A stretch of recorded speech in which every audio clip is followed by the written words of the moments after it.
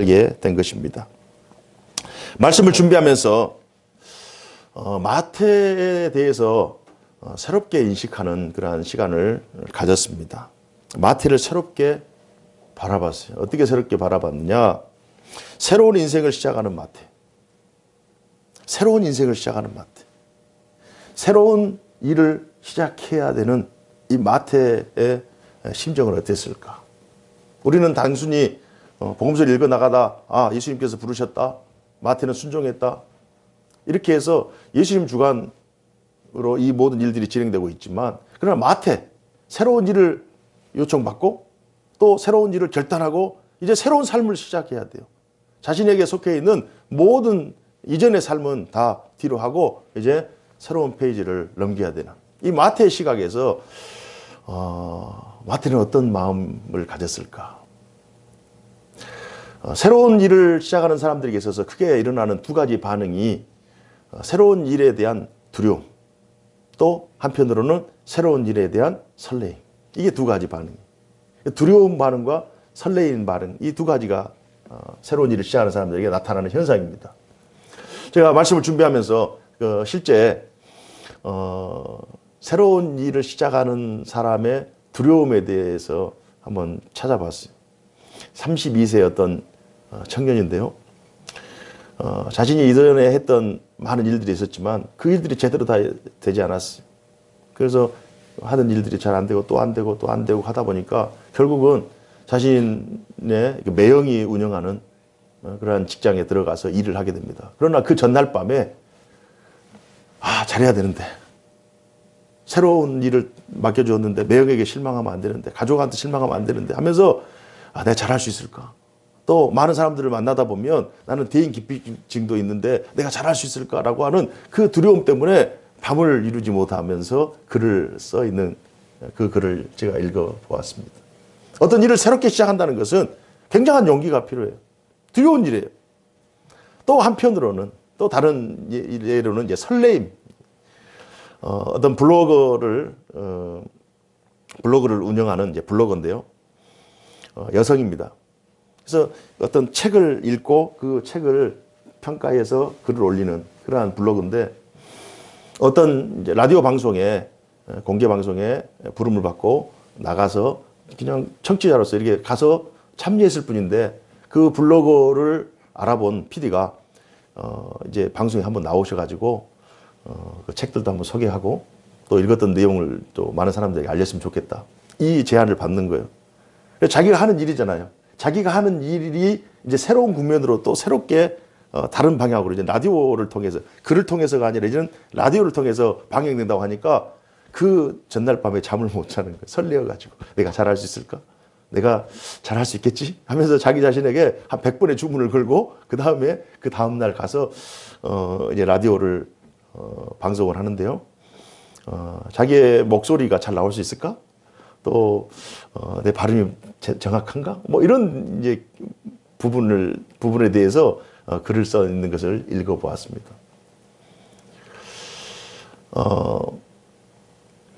어떤 새로운 일을 시작하는 데 있어서 모든 사람들은 두렵기도 하고 설레이기도 합니다. 마태는 어땠을까요? 마태는 두려웠을까요? 마태는 예수님께서 하신 일을 제안을 받았을 때 설레었을까요? 마태는 세상에서의 성공과 출세를 위해서 선택한 것이 아닙니다. 예수님의 제안을 내가 더 성공해야 되겠다, 내가 더 출세해야 되겠다. 사실 마태의 직업은 오늘날 말하면 구세청의 직원이었어요. 공무원이었어요. 먹고 사는 문제가 보장되어 있어요. 그러니까 예수님의 제안을 받았을 때 모든 것을 다 뒤로 하고 예수님을 쫓아갔거든요. 두려움이나 설레임의 감정을 뛰어넘는 그런 특별한 깨달음 혹은 특별한 각성이 마태에게 있었던 것 같아요. 어떤 자기 존재에 대한 그 자각, 그 엄청난 자각, 이전에 느껴보지 못했던 자기의 정체성에 대한 완전한 새로운 인식이 예수님의 초청 가운데 마태에게 일어난 것 같아요. 그래서 뒤에 있는 것을 다 접고 예수님을 쫓아서 새로운 일을 결단하는 결단의 자리로 나아갔던 것 같아요. 사람들은 마태를 가리켜서 이제 강대국의 로마 제국의 압제하에 있는 식민지에서 세를 받아먹는, 동족의 세를 받아먹는 이 쓰레기 같은 인간, 매국노 같은 인간이라고 늘, 그래서 그는 많은 돈을 벌고 또 나름대로 명성을 가지고 있지만 그 마음속에는 늘 나는 쓰레기, 나는 매국노, 이런 그 피해의식이 있었어요. 그래서 나는 죄인이다, 나는 따뜻하지 못하다라고 하는 그런 늘 피해의식이 있었어요. 그런데 예수님께서 이런 나에게 새로운 일, 하나님의 일, 거룩한 일, 구원 역사에 동참하기를 제안받는 거예요. 내가 알고 있는 나보다도 예수님은 나를 더 거룩하게 여기시고, 내가 생각하는 나보다도 예수님은 나를 더 깨끗하게 여기시고, 내가 다른 사람들이 평가받는 나보다도 예수님께서 나의 진심을 알아주는 그 예수님의 그 초청에 그의 모든 응어리가 다 녹아버린 거예요.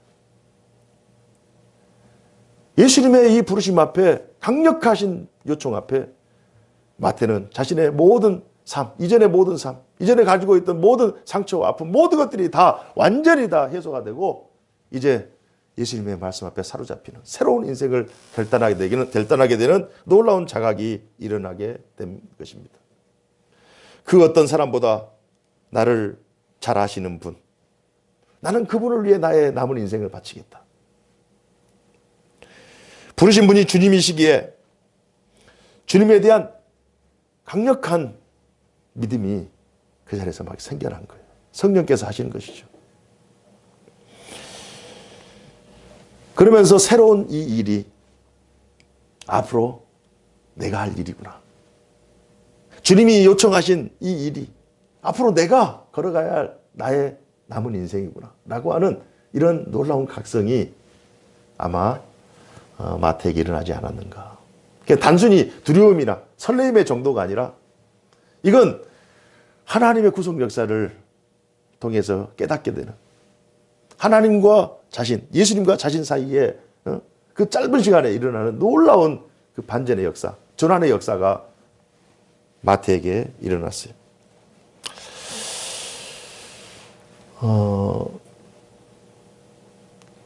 마태가 예수님에게 인정받았다라고 하는 이 사실을 어떻게 확인할 수 있느냐?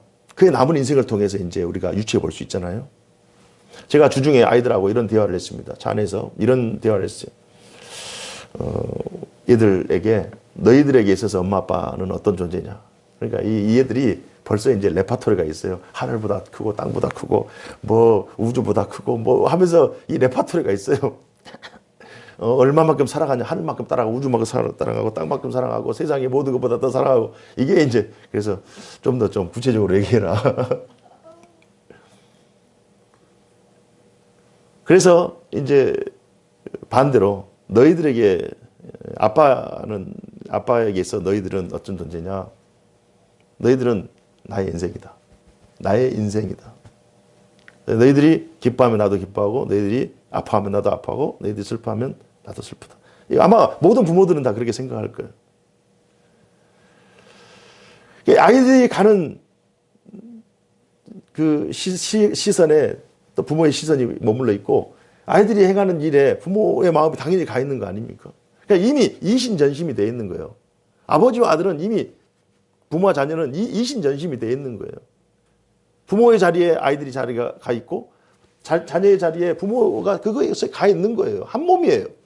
아마 마태는 예수님의 부르심을 받고 예수님이 행하는 그 일을 나도 하는, 마치 부모와 자식 간의 관계, 그보다 더 친밀한 관계, 더 깊은 사랑의 관계가 아마 마태의 마음속에 그 마음이 열려버린 것 같아요. 다쳤던, 응어리졌던, 폐쇄됐던, 움츠렸던 그 마음이 예수님으로 말미암아 이제는 활짝 열려버린 거예요. 그래서 예수님의 일이 나의 일이다. 예수님의 사역이 나의 사역이고, 예수님의 인생이 나의 인생이고, 예수님의 비전이 나의 비전이다. 이런 놀라운 각성이 마태에게 일어났던 것 같아요. 단순히 설렘과 두려움, 그런 감정이 아니라 이건 사명에 대한 새로운 인식, 하나님의 일과 나의 일을 동일시 여기는 그런 놀라운 영적 자각이 마태에게 일어난 것 같아요. 그래서 새로운 일을 전혀 부담감이나 전혀 어려움 없이 그냥 모든 것을 뒤로 하고 예수님을 따르니라. 이 말씀이 오늘 본문에 나와 있는 말씀입니다. 오늘날 여러분과 저도 마태와 같이 예수님의 부름을 받았어요. 아무런 준비된 것이 없었어요. 예수님이 우리의 삶 속에 찾아오셨을 때, 예수님이 우리를 부르셨을 때, 나는 준비해서, 나는 이렇게 준비했으니까 나는 더 환상적인 방식으로, 나는 더 특별한 방식으로 예수님께 사랑받겠지. 이렇게 준비하고 예수님을 만나지 않았어요. 어느 날 갑자기 예수님께서 뜻하지 않는 방식으로 나에게 찾아오신 거예요. 합력하여 선을 이루시는 하나님의 특별하신 그 섭리와 계획 속에 뒤를 돌아보면 예수님께서 나를 구원하시려고 이렇게 도와주셨구나. 이렇게 역사하셨구나. 이렇게 나의 삶 가운데 개입하시고 간섭하셨구나. 이 사실을 문득문득 느낄 수가 있어요. 그때는 몰라요. 그러니까 돌아보면 그때 하나님이 그 일을 하시려고, 그때 하나님이 나를 사랑하시려고, 그때 하나님이 나를 구별하시려고 그 일을 일으키셨구나. 그리고 그 일의 결과로 내가 하나님 앞에 부름을 받았구나. 마태와 동일한 고백을 하게 됩니다. 예수님께서 우리에게 찾아오셔서 우리를 제자로 부르셨어요. 그래서 우리는 늘 이때를 기억해야 돼요. 아무런 자격도, 아무런 조건도, 아무런 뛰어남도 없는 우리를 마태를 부르셨던 방식으로 여러분과 저를 부르셨어요. 마태는 예수님의 부르심을 지금 부르신 그 즉시 이 마태복음을 기록한 것이 아닙니다. 한 30년 정도 지난 다음에 이 지금 마태복음을 기록한 거예요. 그때를 회상하는 거예요. 그때 그 분위기와 그 상황들을 다시 재해석하면서 또 상황들을 다시 한번 유추해 보면서 또 뭐 상상해 또 기억해 보면서 예수님께서 이때 나에게 찾아오셨지. 그때 분위기가 그랬었지. 라고 하면서 회상하면서 추억하면서 그때 그 부르심이 있었기 때문에 오늘날 내가 존재하는구나. 이 사실을 마태가 발견한 거예요. 그래서 우리들도 늘 일상을 살면서 예수님께서 나를 사랑하시는구나. 예수님께서 나를 제자로 부르셨다. 예수님께서 하나님의 나라 거룩한 백성으로 나를 구별하셨다. 거룩하게 하셨다. 이 사실을 늘 기억하시면서 인생을 기쁨으로 사시는 여러분 되기를 주님 이름으로 축복합니다. 그런데 문제는 바리새인과 서기관들의 탐탁지 않는 시각입니다. 그들은 모든 것을 버리고 예수님을 따르는 레위 마태를 이해하지 못했어요. 마태를 이해하지 못했어요. 그들은 자신들만이 종교적 특권을 가지고 있다고 생각했습니다. 심지어 예수님과 함께 먹고 마시며 큰 잔치를 벌이는 것을 무의미하다고 생각했어요. 낭비라고 생각했어요. 바리새인과 함께 앉아있는 제자들을 비방하기까지 합니다. 제자들과 이 죄인들과 세리들이 앉아있는 그 먹고 있는 그 광경을 바라보면서 바리새인들과 서기관들이 비방하면서 조롱하면서 그 제자들에게 핀잔을 줘요. 이건 제자들에게 핀잔을 주는 것이 아니라 애둘러 제자들에게 말하는 것이 예수님에게 말씀하는 거예요. 예수님, 당신은 유대 선생이라는 자가 어떻게 저 죄인과 세리들과 함께 먹고 마실 수 있느냐, 그것들을 또 허락할 수 있느냐라고 하면서 예수님을 애둘러 비방하고 있는 거예요. 예수님이 하시는 일을 비방하는 거예요. 그래서 예수님께서 나는 제사를 원치 않는다. 나는 궁유를 원한다. 나는 죄인을 구원하기 위해 이 땅에 왔다. 죄인을 구원하기 위해서 이 땅에 왔다. 라고 하는 예수님께서 이 땅에 오신 목적을 서기관들과 바리새인들에게 전합니다. 그들은 왜 그랬을까요?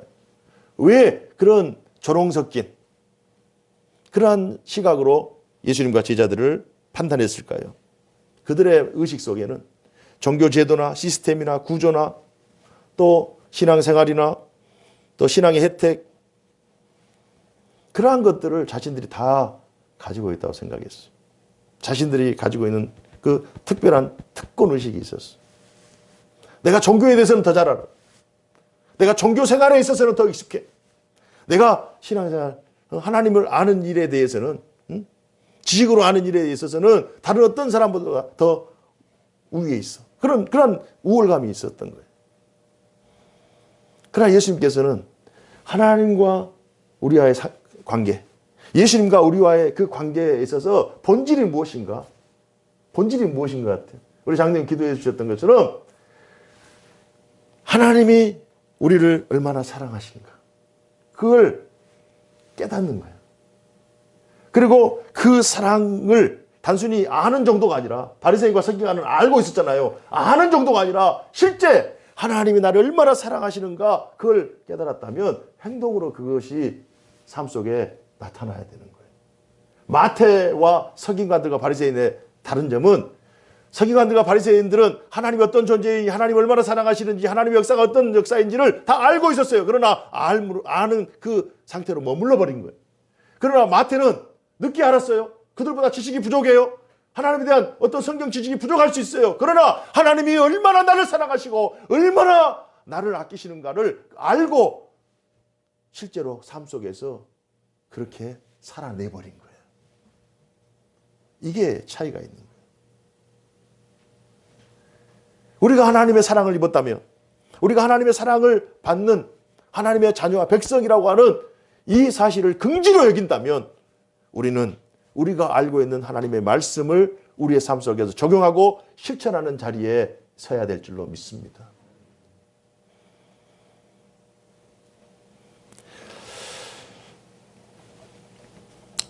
예수님은 왜 바리새인과 서기관이 아닌 세리 마태를 부르셨을까요?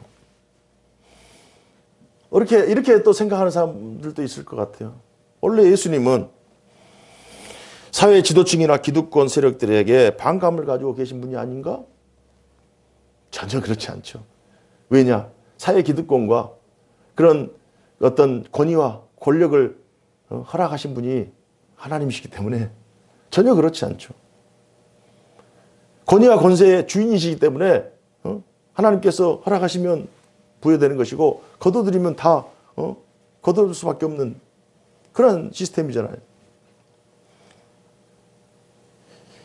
예수님께서 왜 바리새인 서기관이 아닌 세리를 부르셨는가? 예수님의 관심은 늘 죄인들이 하나님께로 돌아와서 새 생명을 얻는 것에 있었어요. 죄인들이 하나님 앞에 돌아오는 진리를 깨닫고 새로운 삶을 살아가는 그 하나님의 백성들이 얻게 될 그 기쁨을 예수님께서 늘 기대하셨던, 고치시고 싸매시고 치료하시면서 또 가려졌던 진리에 대해서 눈이 떠졌을 때 그들의 삶이 변화되는, 죄인이 의인되는 그런 놀라운 구원의 역사를 하나님은 늘 기뻐하셨어요. 예수님의 기쁨은 죄인들이 새 생명 얻는 거예요. 세상의 빛과 소금인 신자, 그들의 영혼이 구원받는 것을 예수님이 기뻐하셨어요.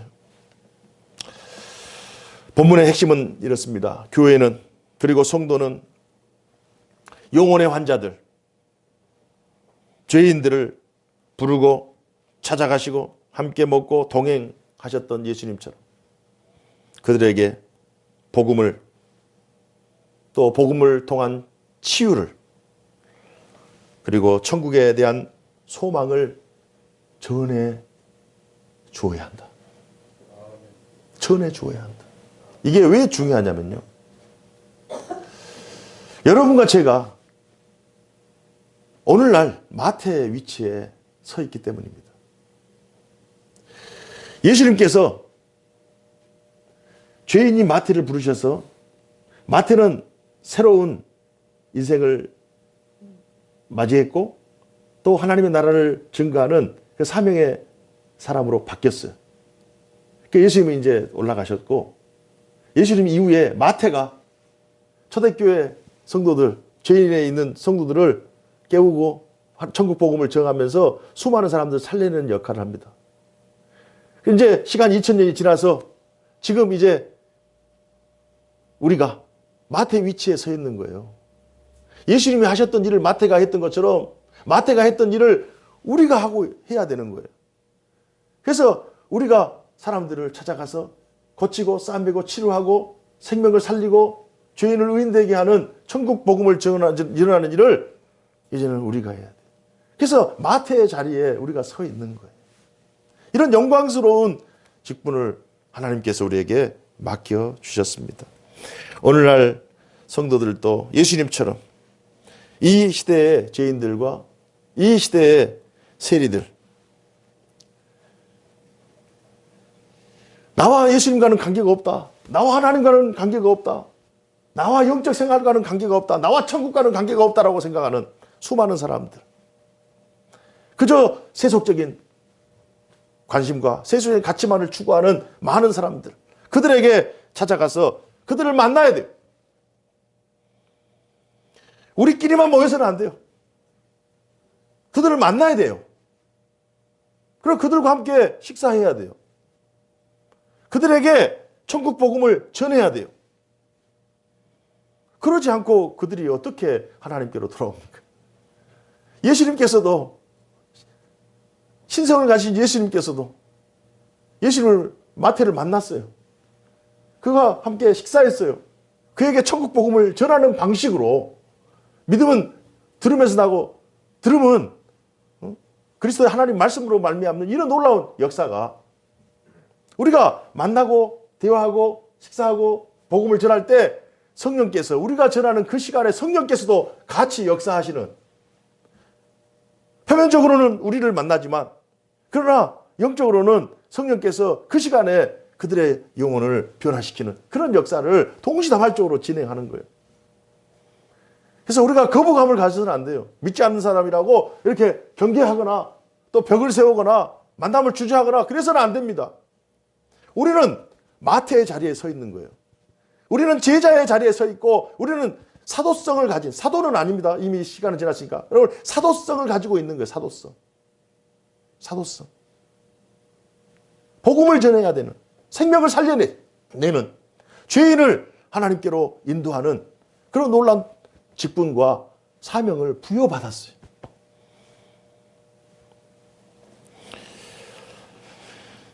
왜 세상의 형편없는 자들과 또 죄인들과 함께 예수님은 식사를 하셨고 가깝게 하셨는가? 오늘 본문 9장 12절, 13절 우리 한번 다 같이 한번 읽어보겠습니다. 시작. 예수께서 들으시고 이르시되 건강한 자에게는 의사가 쓸데없고 병든 자에게라야 쓸데있느니라. 너희는 가서 내가 긍휼을 원하고 제사를 원하지 아니하노라 하신 뜻이 무엇인지 배우라.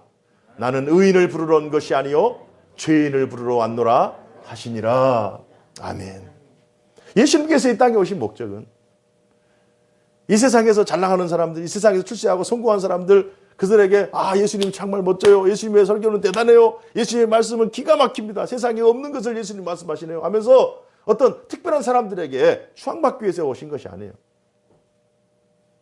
정말 세상에서도 가망이 없고 버림받고 상처받고 나약해져 있는, 그러면서도 세상살이 속에서도 어떤 문제를 가지고 있으면서도 영적으로도 닫혀있고 죽어있는 수많은 사람들을 살리기 위해서 예수님께서 이 땅에 오신 거예요. 예수님께서 이 땅에 오셔서 제자를 삼으셨어요. 시간이 지나서 그 제자들이 또 다른 제자를, 또 다른 제자를 계속해서 교회 역사가 2000년 동안 지내온 거예요. 오늘날도 그런 방식으로 하나님께서 하나님의 구속 역사를 진행하고 있는 줄 믿으시기 바랍니다. 우리가 만나야 될 사람들은 이 세상에 속해 있는 사람들, 진리를 깨닫지 못하는 사람들, 배우지 못한 사람들, 하나님의 말씀에 대해서, 하나님에 대해서 배우지 못한 사람들. 제가 주중에 큰아들 친구로부터 전화를 받았어요. 그래서 사람은 어떻게 이 세상에서 만들어졌는지, 무엇으로 만들어졌는지 그 질문을 하는 거예요. 그래서 창세기에 나와 있는 그 말씀을 토대로 해서 쭉 설명을 해주니까 너무 감사하다고. 우스운 것 같잖아요, 우리는 당연히 알고 있는 것인데 세상 사람들은 그 인간의 기원에 대해서 의문을 가지고 있는 거예요. 우리는 너무나도 잘 알고 있는 말씀입니다. 예수님께서 하나님의 아들이시고 진정한 구주이심을 우리는 알고 있는데 다른 사람은 몰라요. 그래서 그들을 만나야 돼요. 그들을 영적으로 깨워야 돼요. 진리를 가르쳐야 돼요. 복음을 전해야 돼요. 그들로 하여금 하나님을 알게 해야 돼요. 그래서 그들로 하여금 마태가 그 움츠러졌던 그 마음이 예수님을 만나서 완전히 열려서 예수님의 인생이 나의 인생이고 예수님의 일이 나의 일이고 예수님의 사명이 나의 사명이다라고 하면서 아주 새로운 인생, 중생의 역사를 경험했던 것처럼 우리도 그들에게 이 시대의 마태로서 그들에게 진리를 가르치는, 진리를 전하는 그러한 복된 삶을 살아가야 될 줄로 믿습니다. 그렇다면 우리는 왜 이 시대의 세리와 죄인들을 품어야 되는가? 예수님께서 그렇게 하셨기 때문에. 예수님께서 그렇게 하셨기 때문에. 3대, 4대 음식점을 잘 이어오시는 분들 보면은 특별한 레시피가 있는지 물어보는 거예요. 이걸 개발하셨습니까? 물어보면 아니요. 우리 어머니가 하셨어요. 아니요. 우리 할머니 때부터 하셨어요. 우리 할머니 때부터 배워가지고 해서 나는 그대로 하는 거예요. 그대로 하니까 이 맛이 나오는 거예요. 신자의 능력은, 교회의 능력은 시대를 따라서 무엇을 변형하거나 또 시대를 타나서 뭘 업데이트 시키거나 시대의 변화를 추구하면서 같이 변화되는 것이 아니라 우리의 능력은 예수님께서 행하셨던, 예수님께서 선포하셨던 하나님의 말씀, 예수님께서 전하셨던 이 진리의 말씀을 그대로 보존하고 그대로 계승하고 그대로 증거하는 이것이 교회의 능력이고 또 교회의 권위요 권세인 줄로 믿습니다. 이 권위와 권세를 이미 성령님께서 우리에게 임하셨고 이 시대를 등불로서 빛으로서 소금으로서 새롭게 변화시키는 이 놀라운 직무와 이 놀라운 사명을 여러분과 저에게 맡겨주셨어요. 한 주 동안 사시면서 오늘도 제자로 부르는 이 부르심은 오늘도 진행되고 있다. 누구를 통해서요? 나를 통해서. 그래서 한 주 동안도 만나시고 식사하시고 복음을 전하시고 가르치시고 그런 놀라운 역사를 통해 이 시대의 마태로서 하나님께 영광을 돌리는 복된 삶을 사시기를 주님의 이름으로 축복합니다. 기도하겠습니다. 사시고 역사하신 하나님 아버지 감사합니다. 오늘 말씀을 통하여 한 사람 마태의 변화, 그의 헌신이 수많은 믿음의 백성들의 변화와 또한 헌신이요 또 삶의 모범률을 다시 한번 확인했습니다. 오늘 말씀을 통해 우리가 다시 한번 이 시대를 살아가면서 그리스도인으로서 사명 맡은 하나님의 백성으로서 어떻게 살아가야 될 것인지 우리의 서 있는 자리, 우리의 가야 할 자리를 다시 한번 구별하는 또 인식하는 그런 놀라운 시간 되게 하여 주옵소서. 우리를 통하여 영광 받으시고 우리를 통하여 하나님의 나라가 확장되고 수많은 영혼이 주께 돌아오는 놀라운 역사를 지속시켜 주시옵소서. 감당할 수 있는 힘도 주시고 능력도 주시고 물질도 주시고 건강도 주시고 영적인 부유함도 주시고 말씀의 권세도 허락하여 주시옵소서. 허락하심을 믿사옵고 살아계신 주 예수님 이름으로 감사하며 기도하옵나이다. 아멘.